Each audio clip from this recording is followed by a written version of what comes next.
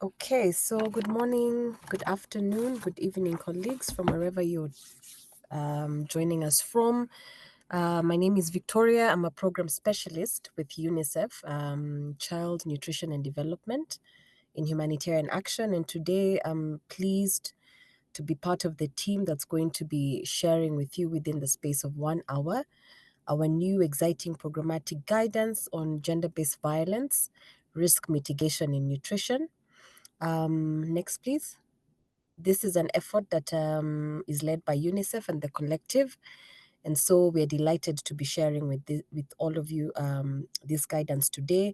And we'll also have some sharing from Somalia Country Office, who have actually implemented part of this guidance already. Translation is available, colleagues. You just need to click at the bottom of your screen on the global icon to be able to pick the various languages that you may want to listen this webinar on. Next, please. So today's agenda is in 3 parts. We'll have an overview really of why we are looking at this programmatic area, where we have come from and our aspirations around it. And then we're going to dive a little bit into the programmatic guidance, how it is framed, when you have a look at it, the different dimensions that it's going to be getting into. And then lastly, we are going to get into the Somalia country experience, where our colleague will be able to share with us some real concrete examples of how GBV and nutrition plays out at a country level. And then we'll close out with a Q&A at the end of the 3 sessions, and then we'll have a wrap-up for this particular webinar. Allow me to hand this over to my colleague, 𝗚𝘁𝘁𝗿𝗄, who will take us through the basics of GBV. Christine, over to you. Thanks, Victoria. Hi, everyone. I'm 𝗚𝘁𝘁𝗿𝗄. I work on the Gender-Based Violence and Emergencies team at UNICEF headquarters, and have been collaborating closely with our nutrition team and the Global Nutrition Cluster and others for a long time on GBV nutrition integration. So I'm excited to be part of this conversation with you. I think we can jump to the next slide, please. I would imagine most people have been exposed to some definitions about gender-based violence in the past. The one we have on the slide is not an official definition, but we just kind of tried to simplify it for the purpose of this discussion. For some of the other more formal definitions, you can look at the resources we'll share at the end. But essentially what we're talking about is harm or threat of harm, violence, that's inflicted because of gendered power imbalances. And often the term gender-based violence is used interchangeably with violence against women and girls, because we know that because of gendered power imbalances, women and girls are most at risk of such violence. Some of the forms of this type of violence, and this is a non-exhaustive list, but perhaps some of the ones that are most directly linked to nutrition work include rape and other forms of sexual violence, intimate partner violence, often sometimes called domestic violence as well, child marriage, and denial of resources. And what we mean by denial of resources is denial of resources based on gender. So for nutrition, that often means a family's decision, if there are limited resources, to prioritize feeding a boy over a girl, for example. Next slide. So as UNICEF, we have quite a comprehensive programmatic model for gender-based violence in emergencies programming. It's based on 3 pillars. The first one is about supporting survivors to a comprehensive set of services. So this is after an incident of gender-based violence occurs, making sure that the survivor receives the care that they need. The second one is about mitigating the risk of GBV across all programmatic sectors. So UNICEF has a number of commitments globally that we have made as an institution to ensure that everything we do is as safe and accessible as possible for women and girls. So that's what we call our GBV risk mitigation work. And that falls into outcome 2. And it's also where the collaboration with nutrition and other sectors and other clusters falls in the model. And outcome 3 is really about longer term prevention. So it's about social norms, it's about shifting legal frameworks, etc. And then underpinning it all is the work that cuts across all three pillars around coordination and system strengthening. Next slide. So again, often when we do these presentations, we spend a lot of time talking about the linkages between GBV and nutrition because there are many. But just in the interest of time, I'll talk about them very, very briefly. The first one is around do no harm. So I mentioned this, that as UNICEF, we have a commitment to make sure that all our interventions in every sector and every cluster at every level are as safe and accessible as possible for women and girls. And this really emerges from a more, fundamental principle of humanitarian response, which is everything we do needs to be done in a way that doesn't initiate or exacerbate harm or danger. And so that's really our starting point for this work. But also when it comes to GBV and nutrition, specifically as sectors, we know that women and girls are the main users of nutrition services, and often they're the main, those who experience GBV the most. And so there's a lot of overlaps in the population that we're serving. There's also been a lot of work done to compile the evidence, and I can drop these links in the chat after I finish speaking. But the evidence base around how exposure to GBV is directly linked to nutrition outcomes is quite robust, it's quite strong. So some of the outcomes that have been identified include low birth weight, child growth indicators, and maternal nutrition practices. So things like breastfeeding, following recommended breastfeeding practices tend to be compromised when a mother is exposed to gender-based violence. We also know that GBV can affect the access, the uptake, and the outcomes of the nutrition services themselves. So by the access, we mean things like safety considerations on the route to and from the nutrition service, the composition of the staff. If there aren't enough, female staff on the front line, sometimes that can create access challenges, things like that. And then the uptake would be things like how easy it is to implement the recommended practices.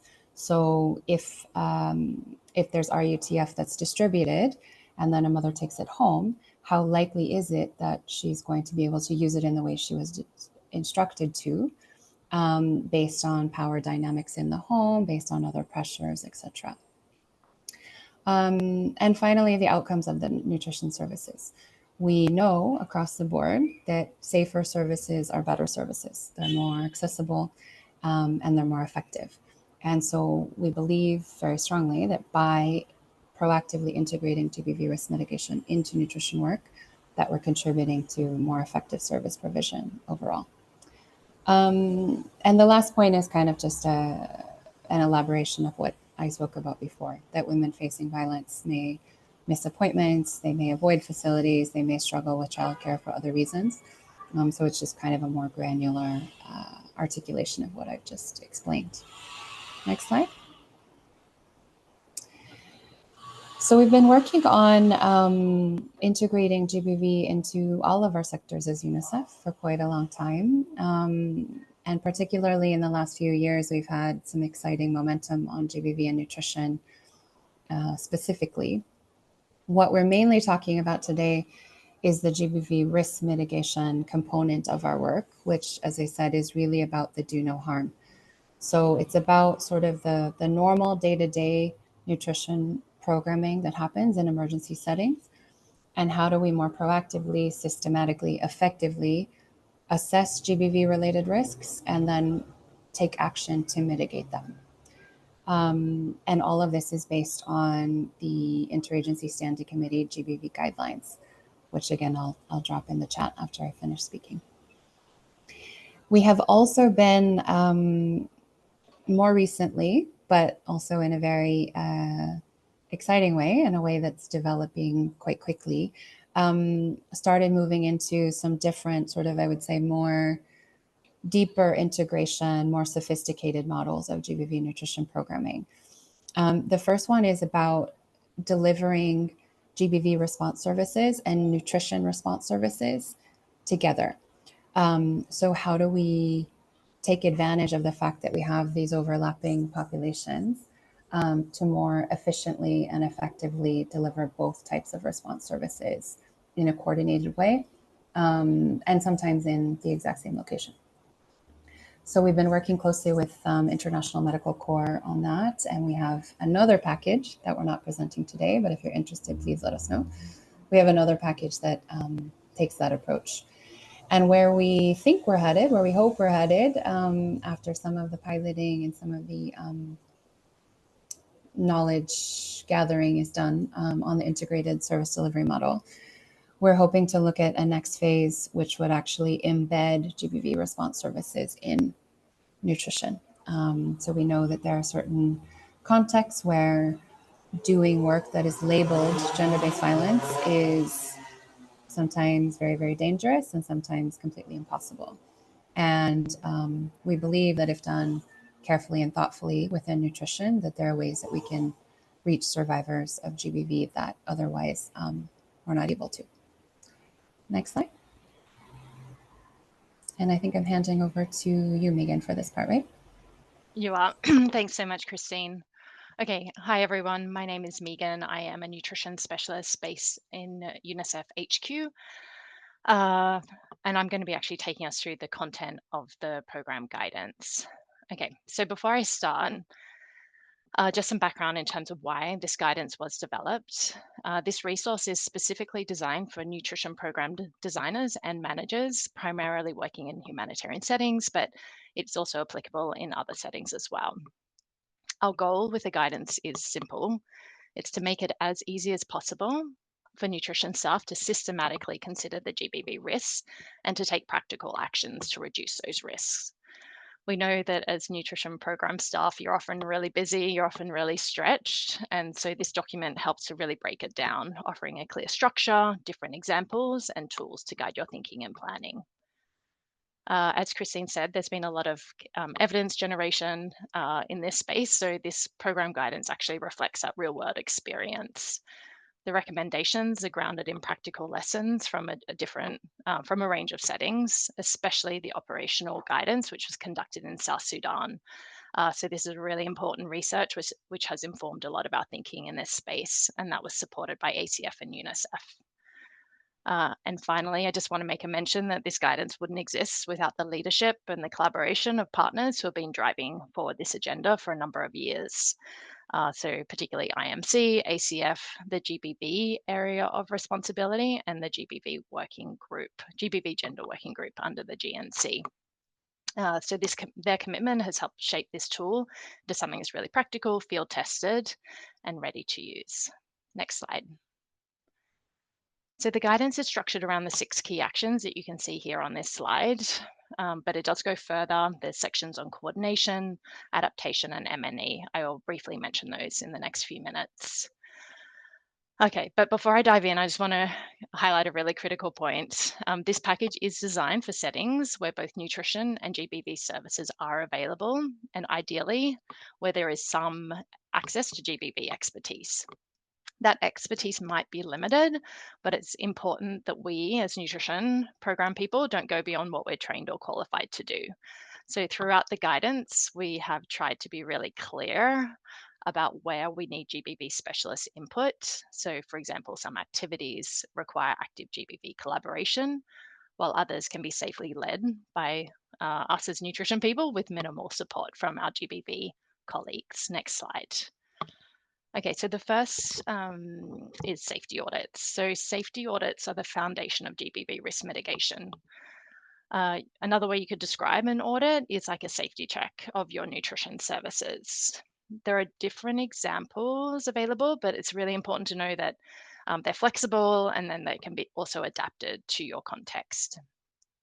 We conduct an audit to assess what risks may exist around nutrition facilities, things like poor lighting, isolated locations, and risks that women and girls may face both at home and on their journeys to and from the services. It's not just about infrastructure. We really need to talk to the women and girls and other community members, and they'll help us to be able to understand the cultural dynamics, the barriers to access, some of these Christine mentioned, and safety concerns that just aren't visible unless we're speaking to women and girls. So these audits give us the information we need to be able to make meaningful changes and to ensure that our programs do no harm. Next slide. The second is around service adaptations. So this is relatively self-explanatory. We have our safety check, and then we can adapt based on what we find in that safety check. The physical improvements might include fencing, lighting, sex-segregated latrines, or private waiting areas. And the guidance does make a note that we don't need to wait for a safety audit to make sure that we really cover off on these basics, but we might, through the safety audit, have visibility on something that we didn't see before doing that audit. We can also augment how we deliver our services based on the feedback. So some of the important findings that came out of the South Sudan research was things like adaptations to the hours that our services are delivered. Reducing wait times is always a really, really important dimension. We know that women and girls have disproportionate labor burdens, and that spending hours at a nutrition center can really put them at harm in different ways that we might not expect or have visibility on. These changes intend to remove the practical barriers and reduce exposure to potential harm. Next slide. The third action is around our people. So staffing choices directly impact both the safety and how trustworthy our nutrition services are.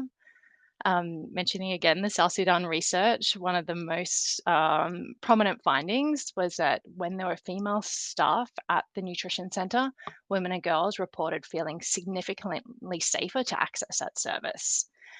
Based on this, the guidance recommends that at least 50% of frontline staff be women. Of course, we know that achieving this is not always easy. There are deep-rooted barriers like limited recruitment pools, safety concerns, or social norms that can restrict women's access to employment. But it is important that we take the time to understand what those barriers are in our specific context and act where we can to address them. Beyond representation, all staff, regardless of their gender, should be trained in GBV risk mitigation, safe and ethical referral practices, and how to respond appropriately when a survivor does disclose that they have experienced violence. We use the GBV Pocket Guide as our key training resource, and there's a link to that guide at the end of the presentation. So ultimately, creating safe and dignified services starts with our teams. There's a lot that's within our control. It's about building a culture of accountability, of respect and protection from within our service. Next slide. Okay, the fourth action is about consultations and feedback. And we can't design effective services without the voices of women and girls. Consultations help us understand what their unique needs and experiences are and how safe they feel and whether our actions are working. So women and girls' safe spaces are ideal for this as they provide a confidential, supportive environment. We can also strengthen community feedback mechanisms to receive, to respond, and to act on concerns, especially those related to GBV, but not exclusively. This feedback loop ensures that our services stay responsive to the needs of women and girls. Next slide. Okay, the fifth action is in the guidance is around strengthening referrals. So as Christine mentioned at the outset, nutrition services often reach women and girls who may never access GBV services otherwise, and the reverse is also true. This makes strong, coordinated referral systems absolutely essential. We can start by establishing clear, standard operating procedures for safe and ethical referrals between our nutrition and GBV services. This includes making sure that both sets of providers, so our teams, the GBV teams, know which services exist, how to refer, and what to do when someone discloses. We can also train GBV service providers to recognize nutrition-related risks. For example, our GBV colleagues will be coming into contact, for example, with a new mum who is having difficulty breastfeeding, or how to how to visibly identify malnutrition in a child so that those referrals can flow in both directions. Another powerful insight from the South Sudan operational research was that when nutrition staff were trained on GBV and what to do when a survivor disclosed, that they actually reported increased job satisfaction. They were trained to safely and appropriately support survivors, and this meant a lot to them. Other kind of more basic points, referral information for GBV services should be clearly visible in nutrition facilities, and these need to be obviously in an appropriate format in terms of language and accessibility. And finally, GBV specialists should be involved, or they must be involved, in designing how we track referrals ethically and safely. We need to ensure that confidentiality is never compromised, and that also that no one falls through the cracks between our services. When done well, referral systems create the bridge that we need between our services so that women and girls can receive the full support that they need. Okay, my sixth slide on the actions is around community awareness. This action focuses on shifting harmful social norms and improving the way that communities understand, they support, and then that they can respond to issues of gender-based violence. For example, engaging men, other caregivers, and community leaders in conversations around GBV can challenge the stigma and open up space for change. Their buy-in can also increase the support for women and girls to access services safely. And again, there were some really powerful insights that came out of the South Sudan study on exactly this point. We can also integrate GBV information into our existing nutrition outreach platforms, like our mother-to-mother support groups, when we're doing community nutrition screenings or other health promotion activities. This can ensure that GBV messages reaches the community through trusted channels that they're already familiar with. In addition, GBV specialists can host sessions which are embedded within or alongside nutrition services. So at its core, community awareness helps create a safer, more enabling environment for both nutrition and protection outcomes. Next slide. Okay, so that covers off on the 6 main actions and the activities that fall under those actions in the guidance. The next section of the guidance is around how do we adapt to different contexts, because obviously, as you would know, our different contexts really do vary significantly, both across humanitarian settings, but also the level of capacity that exists within our operations. So this guidance recognizes this and offers concrete advice on how to adapt the GBV risk mitigation package, depending on what the availability of GBV services are, what our staff capacity is, and the overall operating context. So I'm going to walk you very quickly through 3 common scenarios and how the guidance suggests we can adapt in each case. So the first one is when GBV services exist and the coordination mechanisms are strong. So this is really an ideal scenario, one that we would want in all contexts, because this means that the full GBV RM package can be implemented. Nutrition teams can collaborate closely with our GBV actors, co-design referral pathways, and even co-locate services. This is veering into the territory that Christine mentioned in her slide around scenario 2 with co-location of services. This is where we can be most ambitious with comprehensive activities across the 6 key actions. The second scenario is when GBV services do exist, but they're limited or they're far from the nutrition sites. Here we can still do a lot, but we may need to be more selective. For example, we might adapt referral pathways by providing transport support or mobile outreach. It's also critical to work with GBV actors to update the referral information and to ensure that nutrition staff are trained in what's safe and appropriate within their scope. So just looping back to what I said at the outset about really understanding what are the boundaries of our expertise and when we need to make sure that we are not kind of going out of that boundary.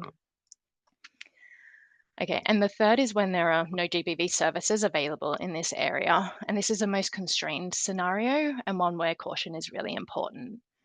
So without GBV experts, without the services to refer to, we must avoid unintentionally causing harm. So in these settings, however, we can still conduct a safety audit and make facility improvements.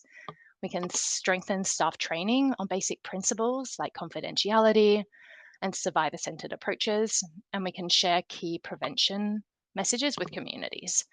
But we do not encourage, in any case, initiating disclosure-based referrals unless those services are safe and accessible. So the key takeaway here is that some risk mitigation actions are always possible, even in really low capacity contexts. And this guidance is structured to help you assess your scenario and to prioritize actions that are both feasible and impactful without overstepping the expertise. It's about balancing do no harm with doing what we can. Next slide. So with that in mind, we have in the guidance identified what are the minimum GBV risk mitigation package, which can still make an enormous difference to the safety of women and girls. So as you can see on this slide, this includes the safety audits, basic service adaptations, training on how to respond to GBV disclosures, including referral information to outreach and fundamentally listening to women and their concerns. These are low resource, so we don't need much financial input to implement these actions, but they do have a high impact and lay the foundation for more comprehensive programming later. So this minimum package does require support from a GBV specialist to train nutrition staff and a basic GBV services referral pathway. Okay, so I've got 2 more slides before I'm going to hand over to our colleague from the Somalia country office. Is on M&E. So M&E is really obviously important for making the case that GBV risk mitigation actions are impactful in your specific context. And thinking back to when we developed this section of the guidance, we started by going really, really deep into the details. But we quickly realized it risks overwhelming busy teams with too many indicators and tools. So we've scaled it way back. So in this section, you'll really just find what we think are the essentials of different indicators that you should be considering within your programs. But one of the most important messages, I think, in this M&E section is around we really need to monitor perceptions of safety. So this means asking questions like, do women and girls feel safe accessing the services? We can look at, are they attending more regularly? Have wait times reduced? Some of these performance metrics. And what is how are staff feeling in your services after these risk mitigation activities are implemented? Are they more confident in responding to GBV? What's their job satisfaction like? So these kind of indicators help us understand if our risk mitigation actions are making a difference, not just to the program design, but also to people's experience. And over time, as safety improves, we should also see nutrition outcomes also improving, like things like increased recovery rates, reduced defaulting, and higher service uptake. So obviously, these performance metrics of our nutrition services are affected by many, many different factors. Women's experience accessing the services is just one dimension of those. So we don't, it really depends on the context and what the barriers to access are or the reasons that there is a higher default rate and the like. But we do think it is important to be able to kind of look at how the GBV risk mitigation actions might be contributing to improve nutrition performance metrics. So in short, tracking these changes help us tell a story of what's working, where we can improve, and how GBV risk mitigation can strengthen both nutrition and the protection outcomes. Okay, so before I hand over to Pradyumna, I want to leave you with a few practical actions you can take as a nutrition specialist.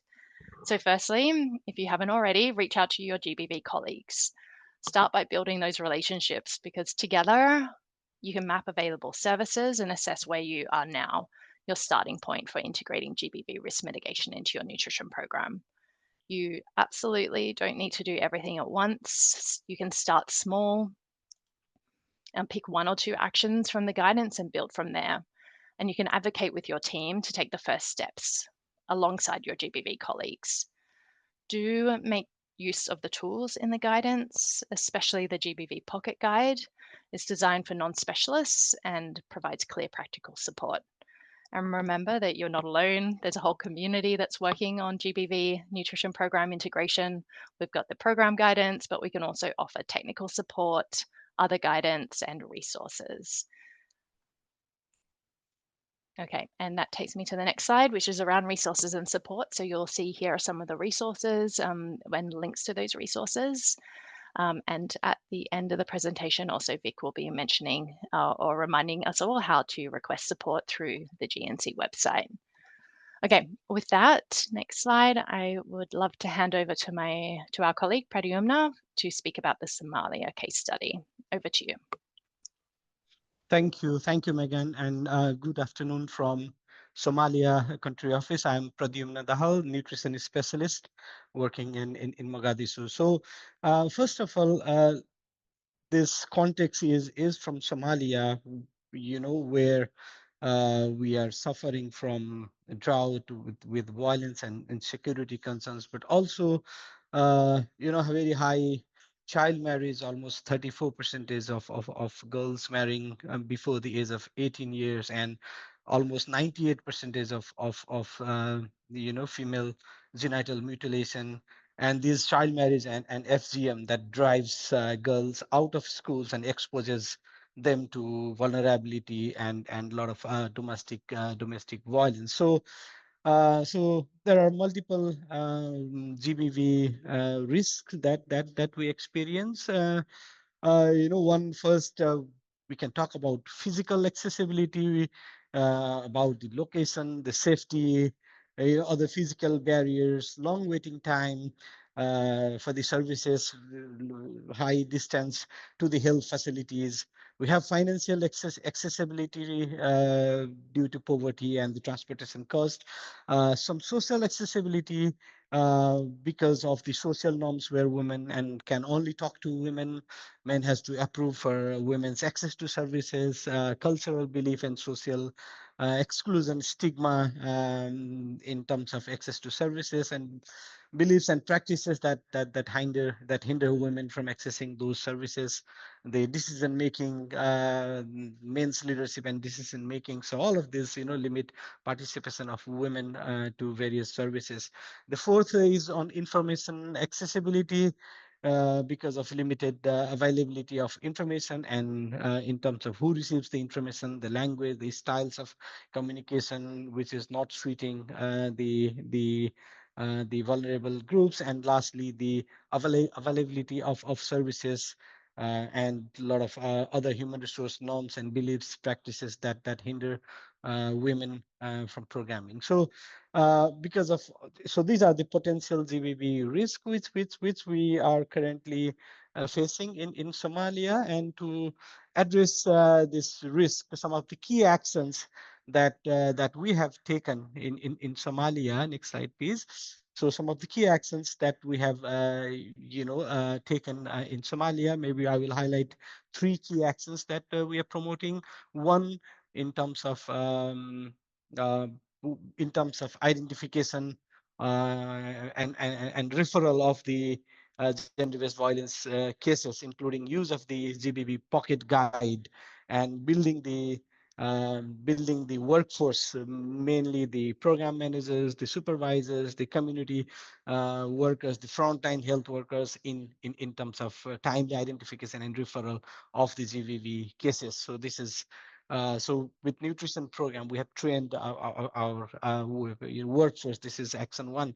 Second, workforce to all our cluster partners, more than so we currently we are working with almost more than 40 key partners, but also beyond our PD partners, we have multiple cluster partners, and we through the nutrition cluster partners, we are conducting GBV risk self-assessments with all the partners, and then they're developing.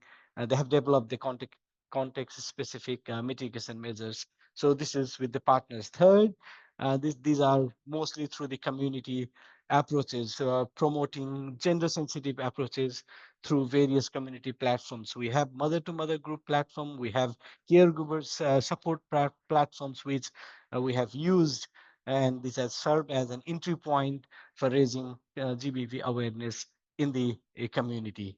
So these are the three actions I would like to highlight here today. And then these have been integrated in various programmatic entry points. So, for example, at the during the assessment, analysis, and planning, that's where we engage women and girls themselves in the assessment, assessment, analysis, and planning in identifying GBV risk in their environment, to identify their barriers to access these nutrition services, and also together with them to identify the priorities for them. So this is during the planning phase, and during the resource mobilization phase, that's where articulating GBV risk related to nutrition responses, and also making sure that resources are available for the mitigation, GBV risk mitigation measures.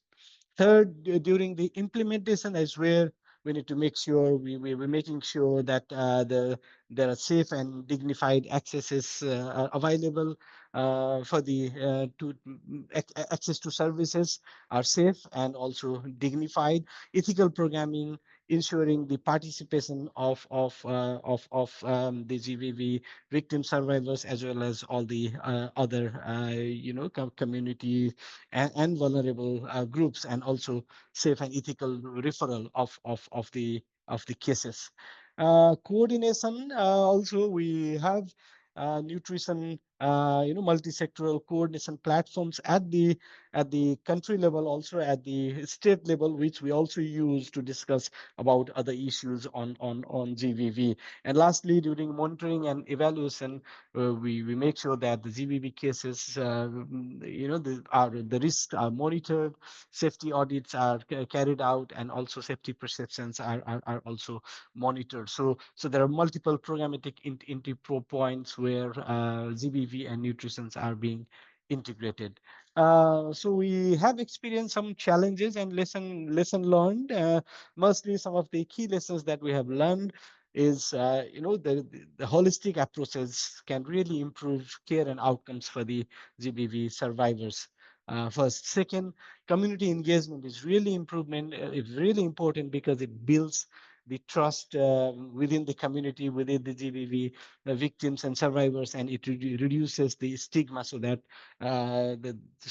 more people will come to access the services.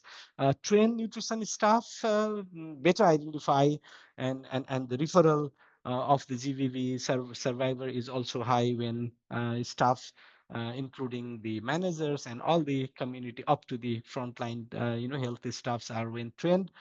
We've received better identification and referral of the GBV cases. Safe and confidential spaces are really important because it encourages the disclosure as well as the support. So integration of those safe spaces within nutrition services are also very important. Disaggregated data also it enables more targeted interventions, and also often the root causes for GBV and root causes for nutrition, I think most of the time they are interrelated. So tracking root causes, for example, poverty, displacement, harmful norms, that also strengthens the impact that we would like to make. And then cross-sectoral coordination is also very important to ensure comprehensive service delivery.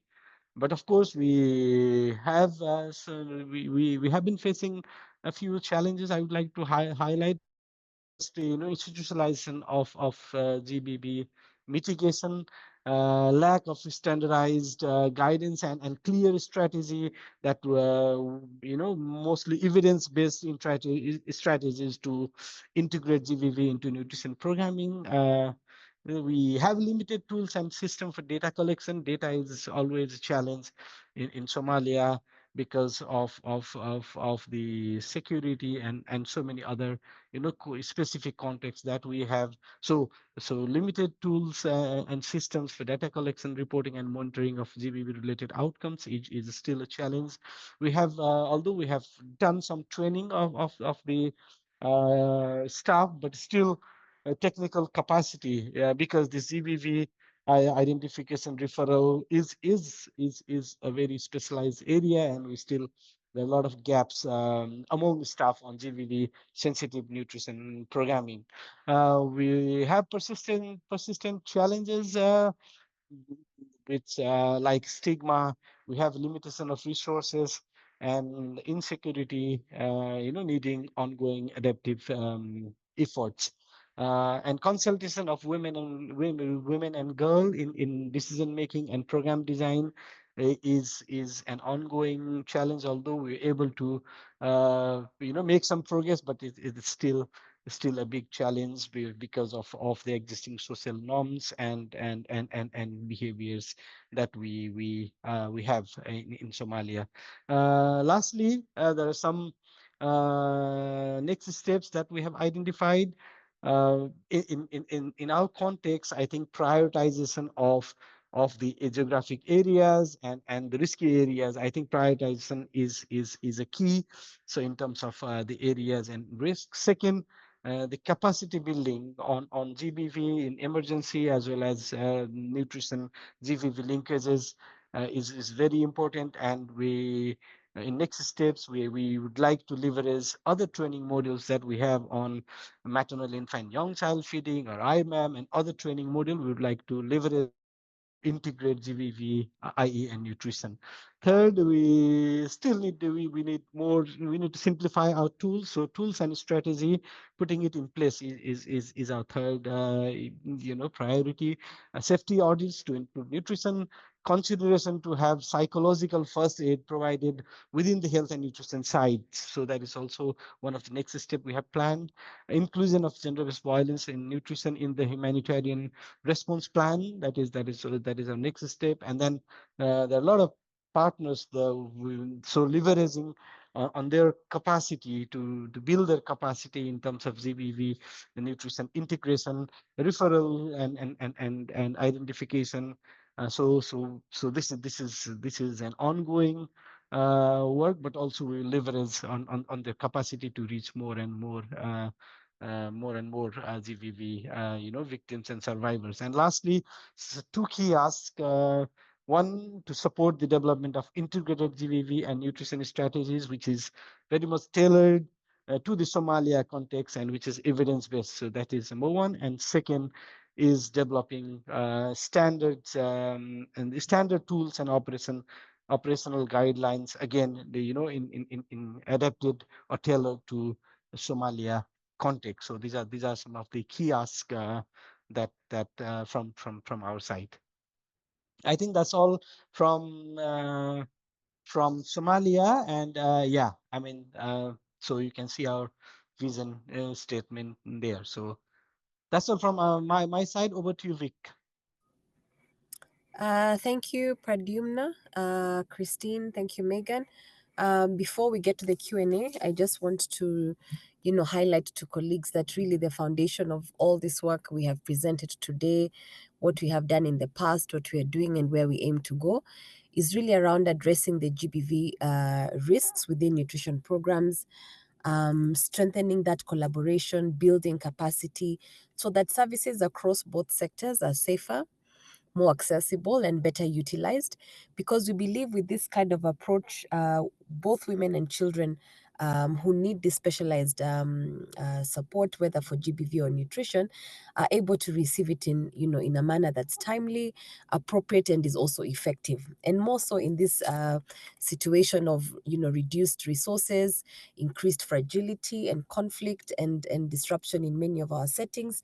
We feel that by having this very close integration during humanitarian and the development period, we'll have better outcomes for women and children in the areas of nutrition and GBV in general.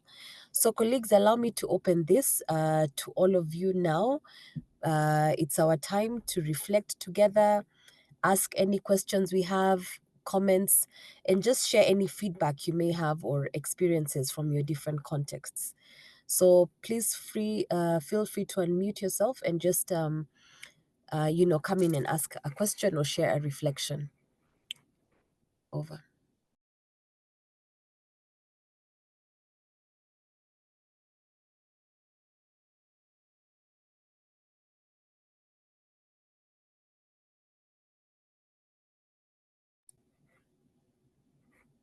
Please raise your hand.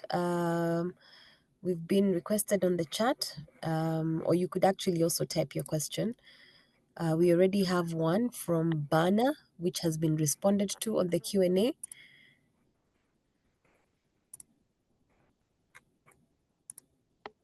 Okay, we have one more. 𝗚𝘂𝘁𝗶𝗴𝘁𝗂, do you want to just come in? I love this Christine? question. Yes, Megan? No, I was just saying I love 𝗤𝘂𝘁𝗂𝘂𝑚's question. Do you want to come in, 𝗤𝘂𝘁𝗂𝘂𝘂?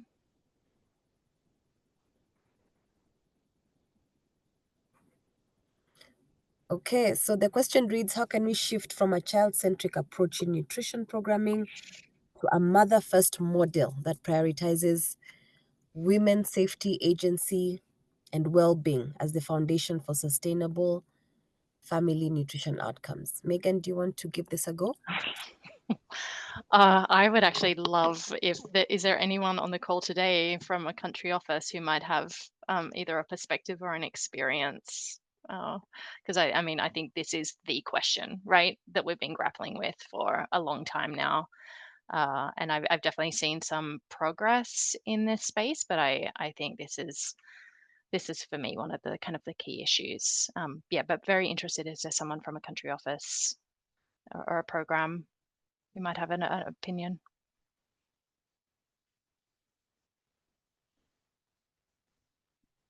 Maybe Megan, let me just Please.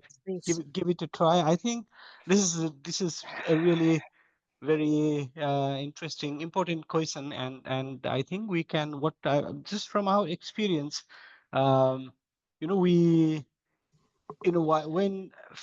when the mothers are coming to the health and nutrition center to receive nutrition services, be it for treatment of SAM or be it for any other nutrition services on it, and while receiving infant and young child feeding counseling, I think engaging through the platform, what have helped us is because we have been engaging them with the mother-to-mother platforms, with some other caregivers, group platform. I think that have allowed us to kind of use the dual approach, because while talking about children, you also talking about how they are, what's the situation they are facing, what challenges are they facing, because they are they're both interrelated. It's just not like some of the reason for malnutrition among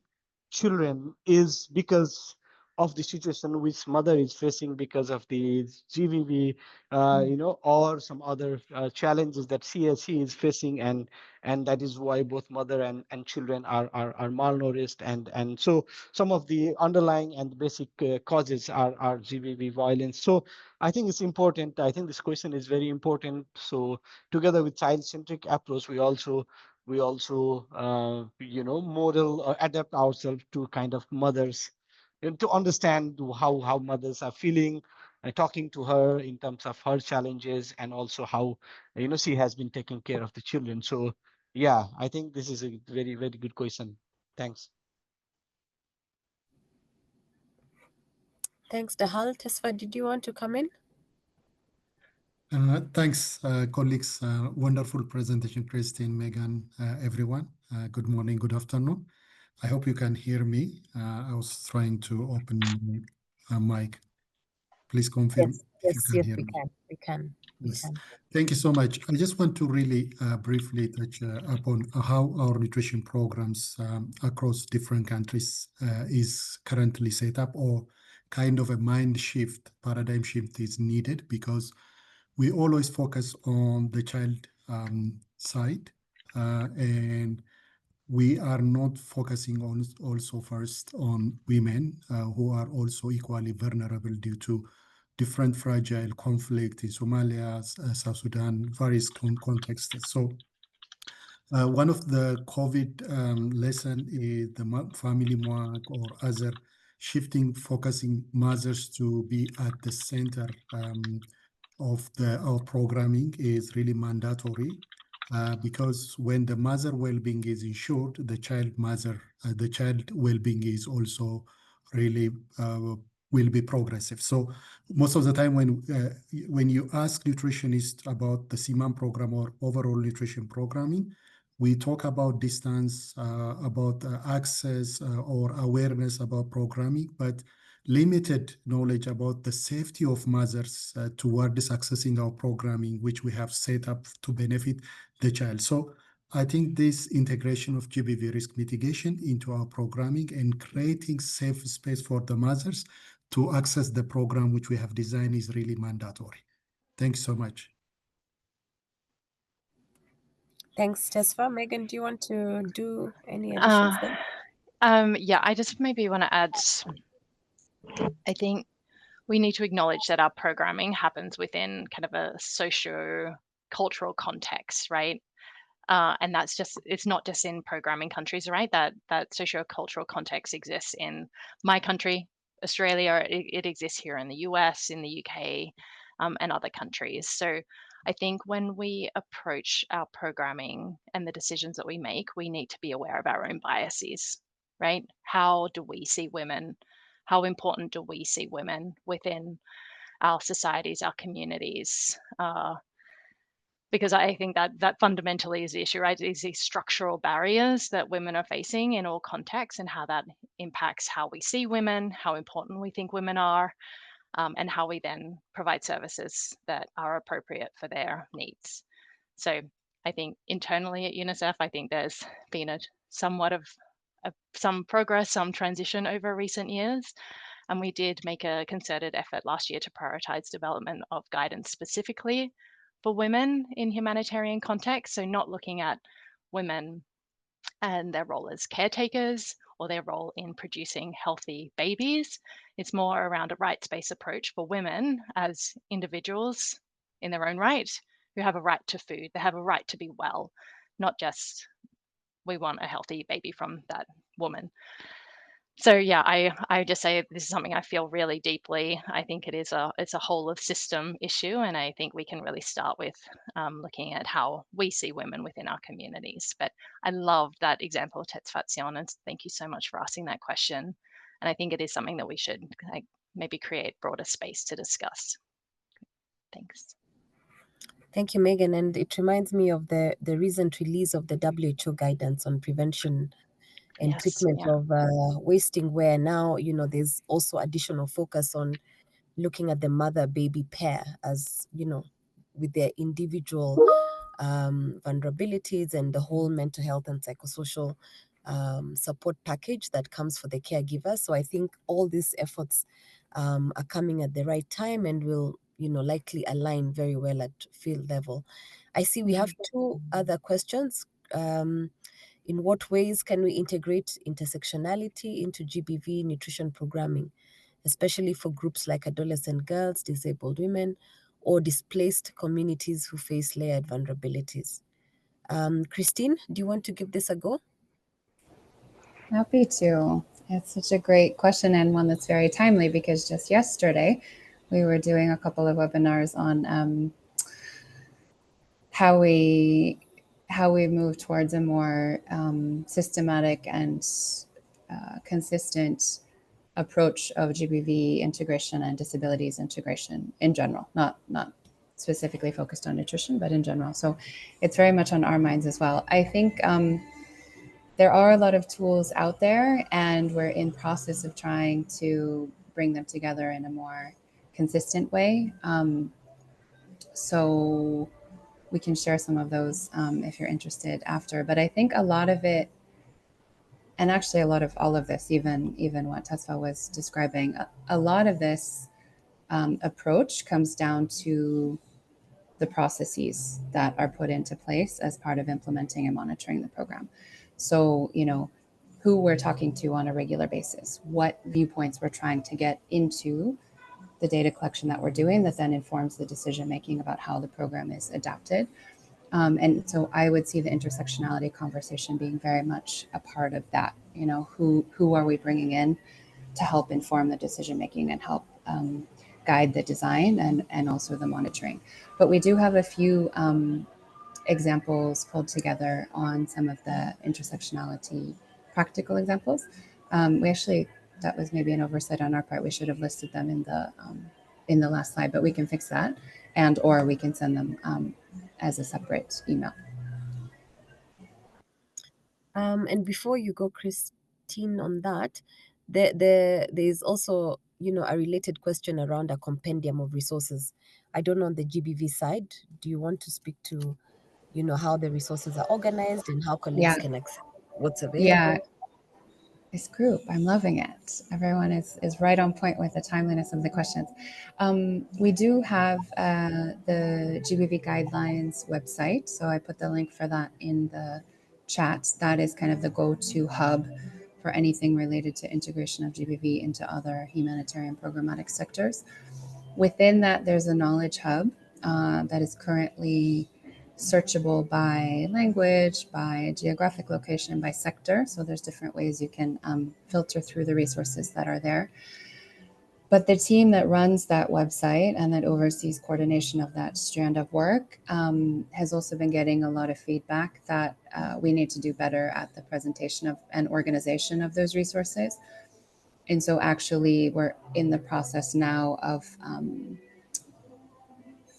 creating newly revised sector-specific pages that will be the go-to. So they're not quite ready just yet, but they will be in a matter of a few weeks, I think. So I would say just keep checking that website.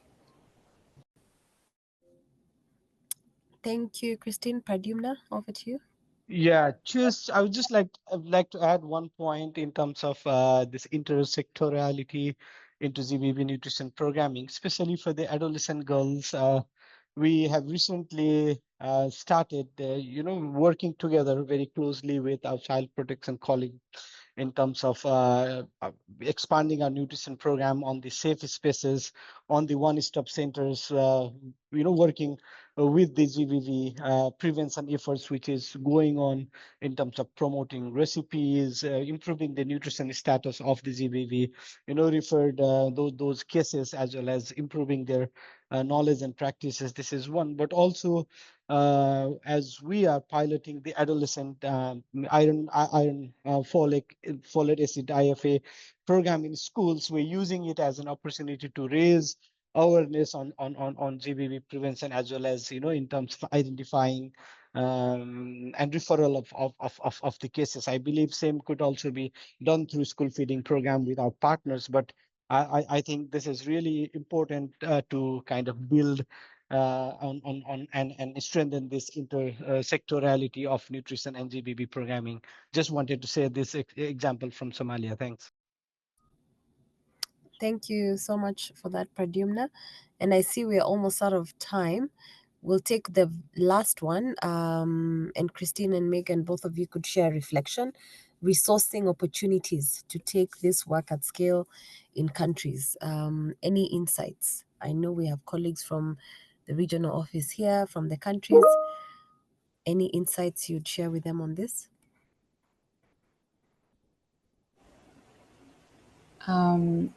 I didn't read the question. Like, is it financial resources, technical resources, both? Funding opportunities. Funding. Yeah. Yeah.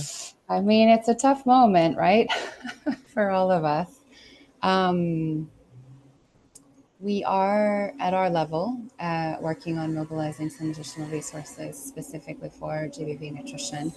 I wish we had something more concrete and ready to roll with now, but it is a work in progress. And just based on our conversations, I do think it's an opportune moment for bringing this kind of model to donors and into conversations about resources, just because we're all facing so much pressure to do more with less and to come to the table with integrated approaches. And, you know, as we've had a little bit of opportunity to present, this is one that's been tested. It's one that has a lot of practical, not only guidance, but also experience behind it. And so far, it's been really well received in our conversations with donors. We do have, for colleagues who would like to, you know, discuss this further or talk about ways it might be framed for different conversations, like we do have some descriptions in the guidance about the why, about the logic. Obviously, we have the evidence briefs about the linkages between GBV and nutrition. But again, like if it's of interest, we could definitely have another conversation specifically about that topic if it's helpful. Megan, I don't know if you have anything else to add. Pradyumna, did you want to come in on the finance question? Maybe I can. I mean, I'm working at the country level, but I think there are a lot of you know, resources could be leveraged. For example, right now we're using the Power for Girls to kind of leverage, you know, and the integration between nutrition and GBV programming among adolescent girls. We're trying that, but yes, it's a challenging time. But I think a lot of donors and other partners, I think we can leverage with the resources with the partners, and I think this is yeah. I think we can use our partnerships.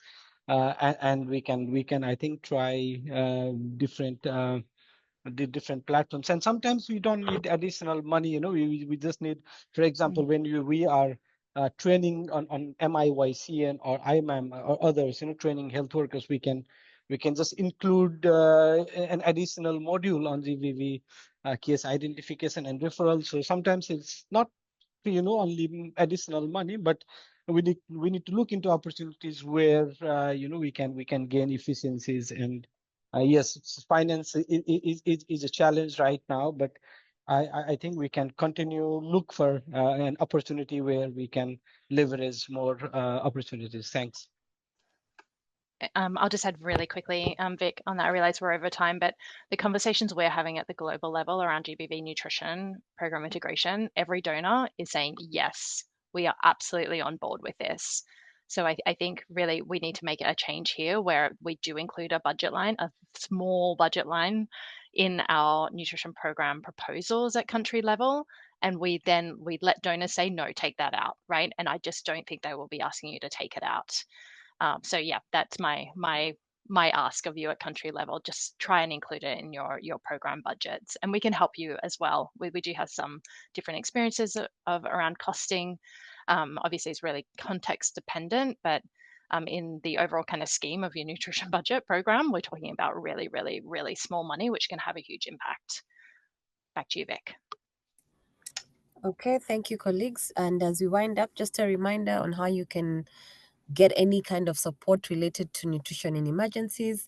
You could visit the nutritioncluster.net site or actually scan the QR code on your screen to seek different types of support in country, remote, and even a quick consultation. At the end of this webinar, there will be a very short survey. Please, we do request you to give us your feedback. It would help us to, you know, plan better and, you know, have additional considerations next time. Many thanks to you, Pradyumna, Megan, and Christine, and all of you for joining us today. We look forward to having more conversations and wishing you all a great afternoon, morning, and day. Goodbye. Thanks, everyone. Bye. Thank you, everyone. Thank you.